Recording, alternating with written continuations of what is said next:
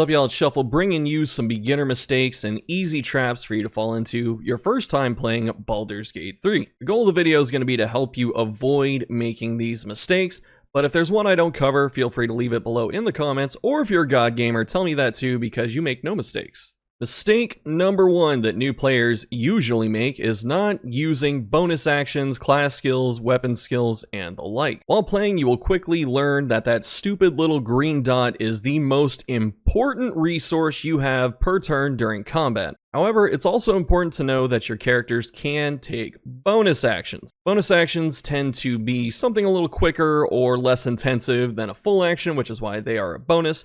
And you can tell that you have a bonus action, or if it takes a bonus action to do something, by looking at this little orange warning triangle that's kind of trying to warn you about not being used. It's sitting there going, please press something that expends me. So make sure you're using those bonus actions. There are a lot of things you can do with it.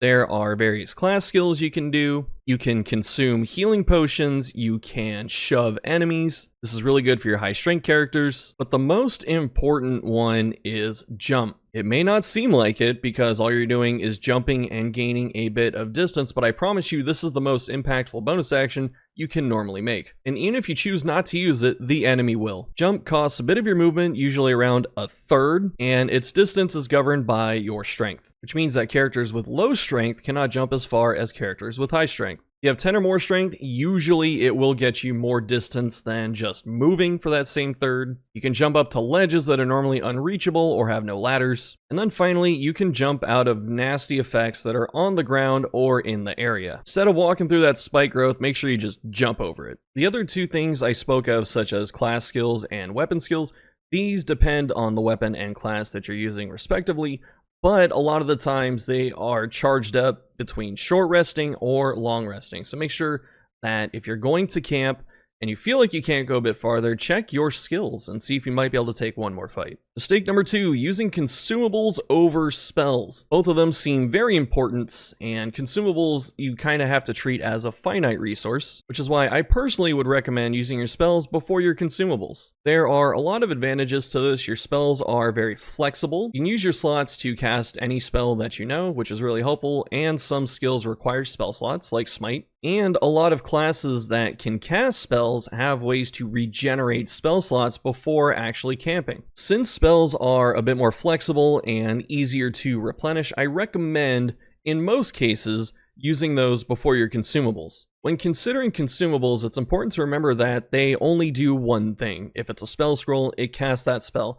If it's a healing potion, it heals. So they are not flexible, and there will be times where your healer spellcasters cannot reach your people that need to be healed, so they have to drink potions. Even though consumables are more narrow in their use, they are very good at the things they are trying to do, which is why I recommend saving them. You don't have to hoard all of them until the end of the game like a stack of elixirs, but don't throw them out at any easily available opportunity. Speaking of spells, mistake number three is loading up on too many concentration spells. You can tell if a spell requires concentration by seeing the little eyeball icon on the tooltip. And concentration spells tend to be very powerful, but can only have one concentration spell active at a time. Since you can only have one active at a time, it's a good idea to not have too many of them at once, because if they're all really good and you want to use them all the time, but you can only have one active, then you're essentially wasting prepared spells. It's okay to have a couple, just don't have your entire bar filled with concentration.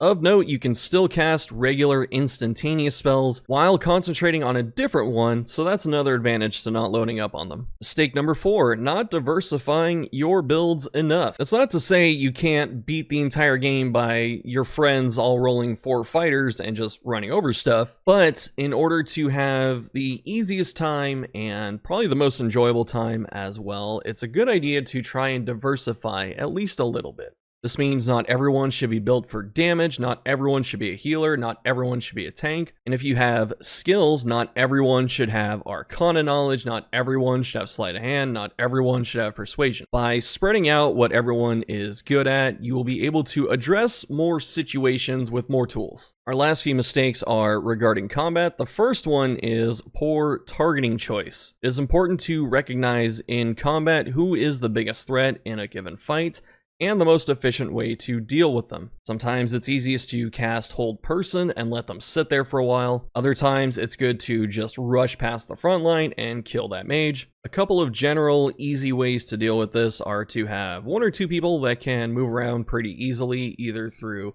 moving enemies, controlling the battlefield, teleporting, what have you, and having at least 1 person, maybe 2, who can do range attacks. The reason for this is if you hit someone that's concentrating on a spell, you make them roll a concentration check, which gives them a chance to fail and drop the spell. But sometimes you're not able to get to that person with melee, so it's better to shoot them. Second to last mistake is combat positioning. A lot of people don't respect this their first time playing, because really you just don't know what anything can do, and that's okay. But it's important to understand where your range units can be effective from, having height advantage or height disadvantage, if there's a choke point, and threatened area. Threatened area is denoted as a circle around the unit, which means anything that steps into that area and then tries to leave that area without using disengage or shoving or some other skill will get hit by an opportunity attack. If a fight seems too difficult the first time you are attempting it, try and position yourself a bit better. Maybe that's the answer. The final tip for the video is taking fights head on instead of using the environment. There are plenty of fights in the game that you will have to take head on. That's fine, it comes with the territory. But there are also a lot of fights that you can try to squeeze out some extra advantages by using the environment ahead of time. This can mean stealthing people up into higher positions or around enemies, or using various things that control terrain like grease pots, oil, and explosive barrels. There are many tools out there that you can be creative with to turn fights that seem insurmountable into ones that you can win, sometimes easily. So if you're playing well, not making any of the mistakes that I listed previously, sometimes you should try and take the fight a different way. Or you cannot take the fight at all. There's plenty of chances to RP in the game. You can use diplomacy, lovingly referred to as diplomancy, in order to talk your way out of some stuff that normally is a fight. However you want to play it is up to you, but these are the tips I have for you in the video. Thanks for watching. I hope you enjoyed it. Let me know what you're thinking down below in the comments. What other videos you want to see about Baldur's Gate 3? I stream on Twitch at twitch.tv/shufflefm. The link is down below. As always, thank you so much for watching, and I'll see you next time.